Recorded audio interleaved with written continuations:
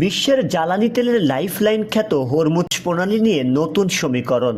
Tehran ও Moscow মিলে এমন এক কৌশলগত পরিকল্পনা হাতে নিয়েছে যা এই অঞ্চলে মার্কিন ও পশ্চিমা নৌবাহিনীর আধিপত্যকে সরাসরি চ্যালেঞ্জ জানাচ্ছে।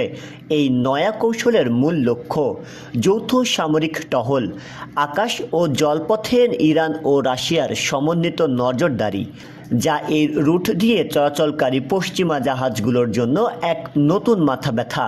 বিকল্প অর্থায়ন, ডলারের বদলে নিজস্ব মুদ্রায় বাণিজ্য সচল রাখতে হরমুজকে একটি সুরক্ষিত করিডোর হিসেবে ব্যবহার করার পরিকল্পনা।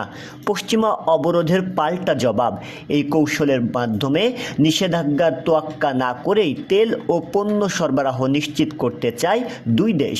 এই জোট কি পারবে বিশ্ব জ্বালানি বাজারের নিয়ন্ত্রণ নিজেদের হাতে নিতে?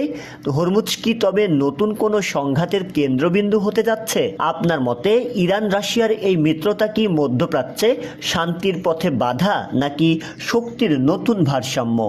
আপনার বিশ্লেষণ কমেন্টে জানান এবং এই গুরুত্বপূর্ণ বৈশ্বিক আপডেটটি শেয়ার করুন। শাহরিয়ার হিমেল, ডেস্ক রিপোর্ট, নবরূপ টিভি।